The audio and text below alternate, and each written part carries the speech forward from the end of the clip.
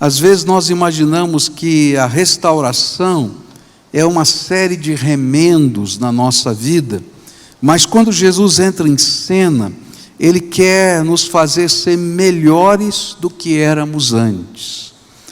A semana passada eu estive pregando do Rio de Janeiro, e ali eu pude ouvir uma mensagem muito preciosa, um testemunho muito bonito, de um líder americano chamado Gary Cook.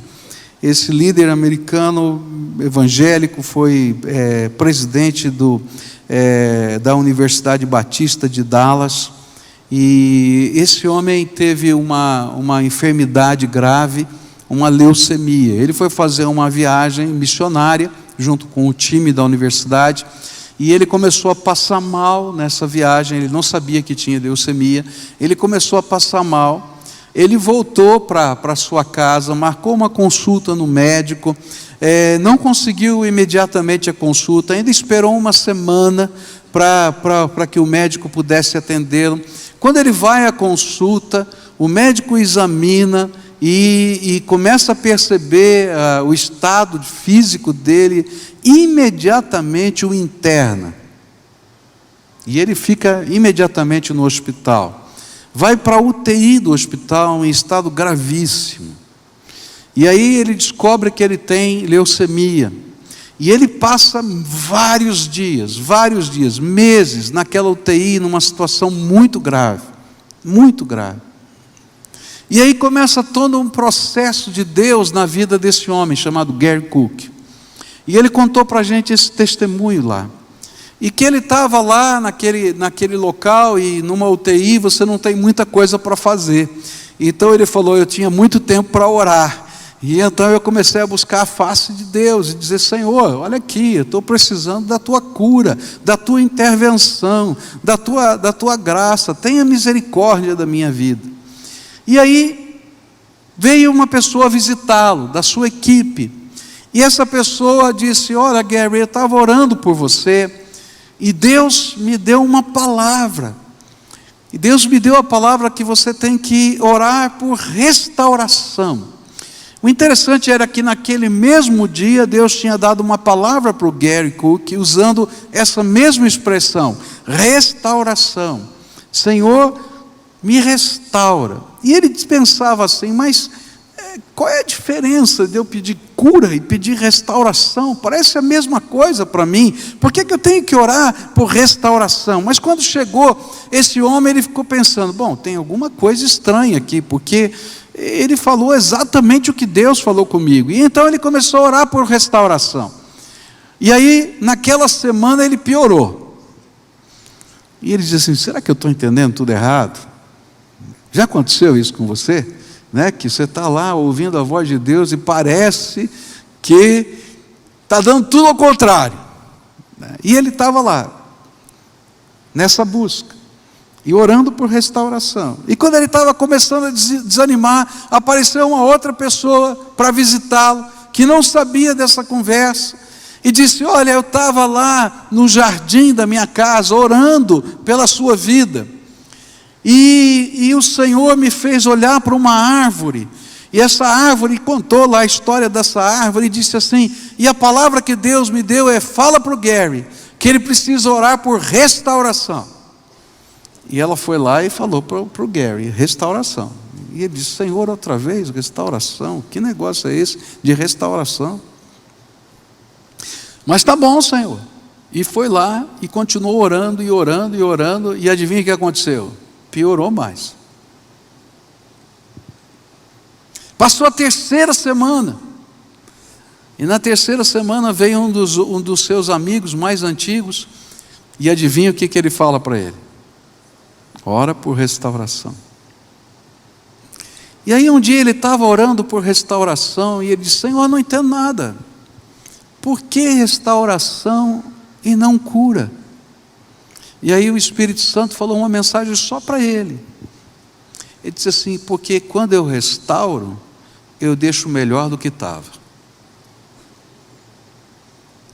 E eu fiquei pensando na nossa vida. Quando o Espírito Santo de Deus entra, não é? Isso já aconteceu há 12 anos, esse homem está lá, deu testemunho, pregou lá no Rio de Janeiro e disse: Deus me fez melhor do que eu era. Eu quero dizer para você o seguinte, que quando Deus entra na nossa história, não importa o que tenha acontecido na nossa vida, e Ele nos restaura, Ele não faz um monte de remendo na nossa vida para ficar uma vida remendada. Ele nos faz melhor do que éramos antes, porque o poder de Deus se aperfeiçoa na nossa fraqueza. E quando a gente vai olhar para a vida de Pedro, a gente vai descobrir que depois dessa restauração, depois desse tempo da graça de Deus, o Senhor vai restaurá-lo e vai fazê-lo melhor do que era antes. E a gente vai vendo os processos de Deus nisso, e como Jesus revelou que queria restaurá-lo por completo. E se você vai lendo os trechos seguintes da história, você vai descobrir que quando Jesus ressuscita, Ele manda um recado especial para quem? Para Pedro. As mulheres no túmulo recebem a seguinte ordem: digam a Pedro para me encontrar na Galileia. Você lembra da profecia? Quando eu ressuscitar, eu tenho um encontro marcado com você. Sabe, Jesus estava dizendo: Pedro, eu olhei para você pela janela, eu vi você chorando, e a história não terminou, eu estou fazendo algo novo, e esse algo novo você vai entender daqui a pouco. Sabe, toda vez que a gente está caminhando com o Senhor assim, o algo novo da graça de Deus está em processo na nossa vida, ainda que a gente não entenda. E é tão bonito quando a gente vai lá para João 21, onde esse encontro na Galileia acontece. E olha só que bonito é esse texto. Diz assim: quando eles acabaram de comer, Jesus perguntou a Simão Pedro: Simão, filho de João, você me ama mais do que esses outros me amam? Sim, o Senhor sabe que eu o amo, Senhor, respondeu ele. E então Jesus lhe disse: tome conta das minhas ovelhas. E perguntou pela segunda vez: Simão, filho de João, você me ama? Pedro respondeu: sim, o Senhor sabe que eu o amo, Senhor. E Jesus lhe disse outra vez: tome conta das minhas ovelhas. E perguntou pela terceira vez: Simão, filho de João, você me ama? E então Pedro ficou triste por Jesus ter perguntado 3 vezes: você me ama? E respondeu: o Senhor sabe tudo e sabe que eu amo, Senhor. E Jesus ordenou: tome conta das minhas ovelhas. E ainda profetiza que ele seria fiel a ponto de morrer como um mártir da fé. E nos versículos 18 e 19 ele diz assim: quando você era moço, você aprontava e ia para onde queria, mas eu afirmo a você que isto é verdade: quando for velho, você estenderá as mãos e alguém vai amarrá-las e o levará para onde você não quer ir. Ao dizer isso, Jesus estava dando a entender de que modo Pedro ia morrer, e assim fazer com que Deus fosse louvado. E então Jesus disse a Pedro: venha comigo. A obra que Jesus quer fazer na minha vida e na sua vida é uma restauração por completo, que o faz e que me faz melhor do que antes. E não somente isto, mas nos restaura e restaura, como restaurou a Pedro, diante das outras pessoas que o viam como caído. Eu acho tremendo isso, porque talvez algumas pessoas pudessem dizer para a gente: olha, você é ex isso, ex aquilo outro. Mas quando a gente dá o nosso testemunho e fala do que Deus fez na nossa vida, esse ex não é uma coisa horrível, ao contrário, a transformação fica em evidência. A transformação fica em evidência. Tem um moço aqui lá de Campo Largo, conversou comigo aqui, logo na entrada do culto, capelão aqui, não é isso? Dá um aceno aí. Ele falou exatamente isso: olha, alguns anos atrás o senhor pregou lá na minha igreja em Campo Largo, E naquele dia eu tomei uma decisão. Até escrevemos lá na Bíblia a minha decisão. Ele assinou e eu assinei junto lá na Bíblia dele, a decisão dele. Olha quanta coisa aconteceu. Hoje ele é capelão, não é? Olha que maravilha, está estudando teologia. E ele disse: olha, minha vida era assim, assim, assim, assim. Querido, não interessa mais, porque Jesus te fez melhor do que você era antes. Ele não fez mais ou menos, Ele te fez melhor, porque quando Ele restaura, Ele faz melhor. Ele não faz remendo, Ele transforma, Ele derrama graça, e hoje a gente pode ser instrumento dessa graça. Por isso, a lição que esse episódio na vida de Pedro, uma noite na vida de Pedro, tem para ensinar para a gente, é que a obra de Deus, que Deus está fazendo, ensina para a gente alguns valores, que a gente não pode perder de vista. O primeiro valor: não tente seguir Jesus de longe. Não funciona. Com Jesus é tudo ou nada. Você tem que entrar de cabeça. Tem muita gente que tem medo de tomar decisões sérias, mas não tem jeito. Ou você toma uma decisão séria para fazer a vontade de Deus na sua vida, ou você vai continuar vagando por esse mundo perdido. Ou Ele é o Senhor, ou Ele não é. Quem comigo não ajunta, espalha. Segunda coisa que a gente aprendeu hoje, é que onde você está, Jesus está olhando para você, e está de alguma maneira muito significativa, trabalhando no teu coração, e mandando um recado do seu amor restaurador. Eu, quando vejo aquele olhar de Jesus pela janela, é como se eu ouvisse Jesus dizendo: Pedro, eu tenho um encontro marcado com você na Galileia. Não terminei de fazer minha obra na tua vida. Parece que está tudo perdido, mas não está perdido. Eu tenho algo tremendo para fazer. E a terceira coisa que a gente aprendeu hoje, é que nesse caminho de arrependimento, a restauração de Deus é algo tremendo. Jesus não apenas restitui a Pedro a condição de amizade, mas Ele faz esse discurso de tu me amas 3 vezes aqui, na frente de todos os discípulos, e diz para ele: pastoreia o meu rebanho. E naquele momento Jesus estava empoderando Pedro, e dizendo: estou te dando autoridade para cuidar desse colegiado aqui. Quem é que ia levantar a voz contra Pedro depois de Jesus dizer isso? Você entende?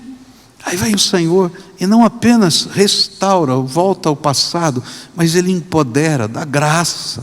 E você vai encontrar esse Pedro cheio do Espírito Santo no livro de Atos, pregando sermões, fazendo curas, fazendo coisas tremendas. Por quê? Porque Jesus nos faz melhor do que antes. Nessa noite eu queria orar com você. Por que será que o Senhor te trouxe hoje nessa noite tão estranha, né? Eleição, tanta gente em casa, comprometido com tanta coisa, querendo ver noticiário. Você veio aqui hoje por quê? Eu acho que é porque Jesus queria fazer alguma coisa na tua vida hoje. Ele tem um plano para a tua vida.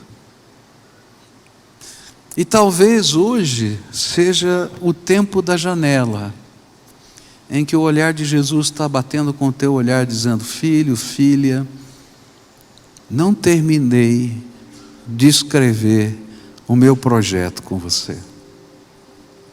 Não terminei. Mas tem alguns ajustes que você tem que fazer. O primeiro deles, você está disposto a se comprometer comigo? E nessa noite eu queria começar com esse compromisso. Eu sei que tem muita gente que tem um compromisso com Jesus, mas não assumiu o compromisso com o reino, com o projeto, com o alvo de Deus, com a igreja. E nessa noite eu queria convidar pessoas que já aceitaram Jesus como Salvador a assumirem um compromisso de se prepararem para o batismo. De pessoas que frequentam essa igreja, mas ainda não assumiram o compromisso de se tornarem membros dessa igreja, porque talvez tenha alguma marca do seu passado com alguma igreja.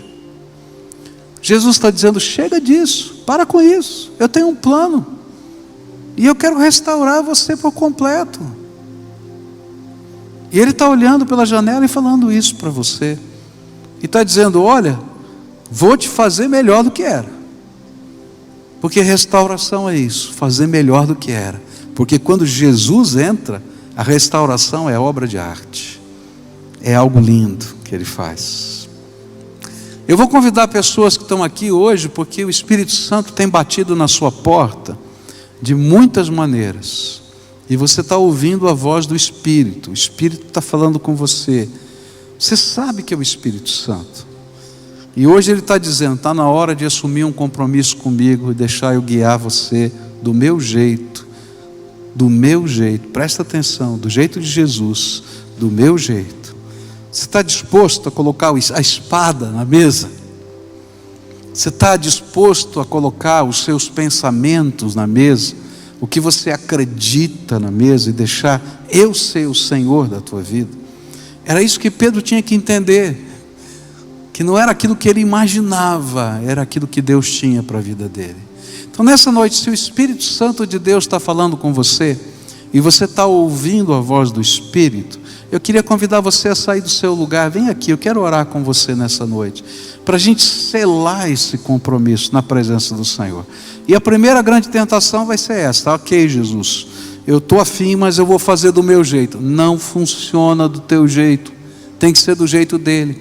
Então, se é verdade, levanta aí do teu lugar e vem para cá. Se o Espírito Santo de Deus está falando com você nessa noite, se Ele está tocando o teu coração, se são compromissos que você tem que assumir com o Senhor, com a igreja, vai saindo do lugar agora, em nome de Jesus, tá?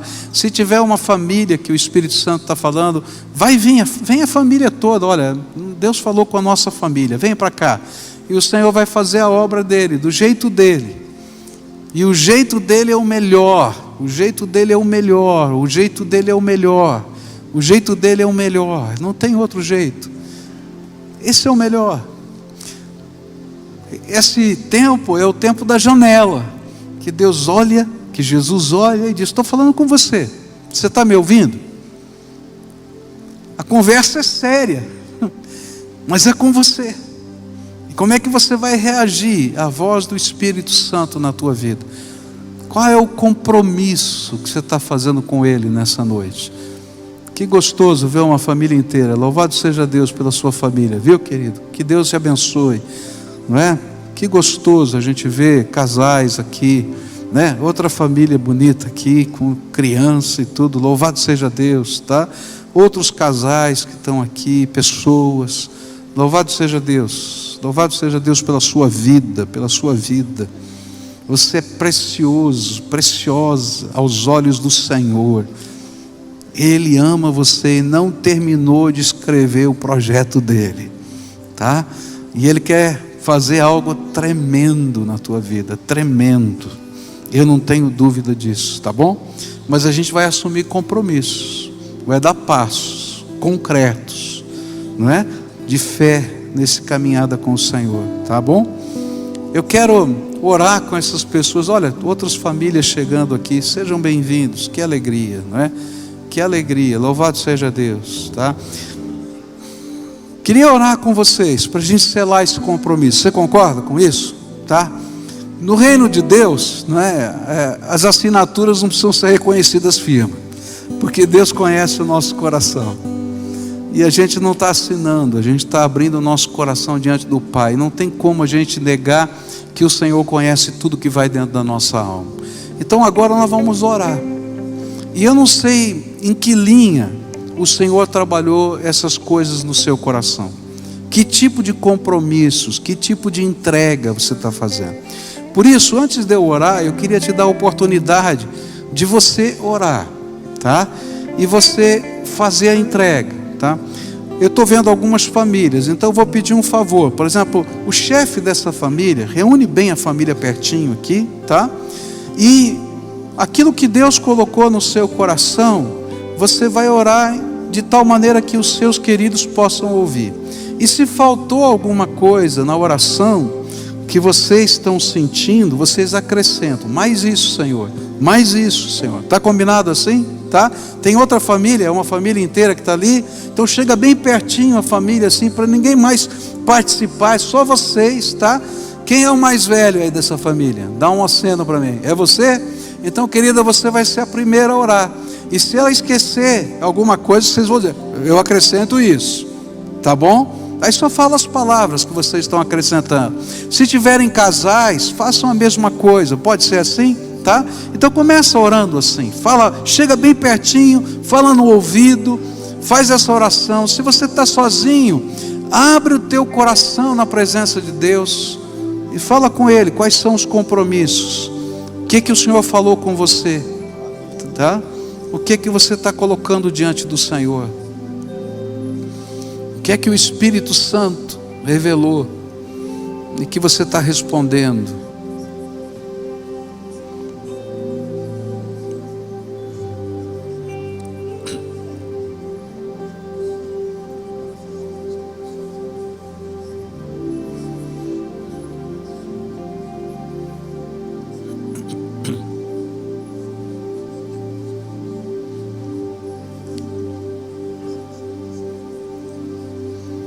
Agora me permita orar por você, tá bom? Senhor Jesus, Tu ouvistes a oração e o clamor desses Teus filhos. Eles estão falando, Pai, que perceberam o olhar do Senhor por eles. E por isso eles estão aqui, porque o Senhor olhou para eles. Ó Pai, não há outra pessoa que possa nos restaurar além do Senhor. E eu quero te pedir nessa hora, restaura a vida desses teus filhos. E faz, Senhor, melhor, muito melhor do que era antes. Porque o Senhor é bom e a sua misericórdia dura para sempre. Porque o sangue que o Senhor verteu na cruz do Calvário nos purifica de todo pecado. Porque não há principado e potestade que possa nos tocar, porque todos eles foram colocados debaixo dos teus pés na cruz do Calvário. E é por isso que na autoridade do nome de Jesus, eu repreendo agora todo o poder das trevas sobre essas vidas e declaro a vitória do Senhor Jesus sobre eles. E quero dizer, Senhor, que a Tua bênção, a Tua paz, a Tua alegria estejam sobre eles. Senhor, se tem duras marcas, se tem mágoas, se tem dores, que o bálsamo do Teu Espírito esteja sendo derramado para ver cura. Cura, Senhor, agora, de tal maneira, Senhor, que as feridas da alma sejam tratadas pelo Teu poder. Senhor Jesus, visita o Teu povo, restaura o Teu povo, e que haja compromisso, Senhor, nessa jornada, e que o melhor do Senhor, na vida, na missão, nos projetos, comece a acontecer agora, porque o Senhor é por eles. É aquilo que nós oramos no precioso nome de Jesus. Amém e amém. Amém. Amém.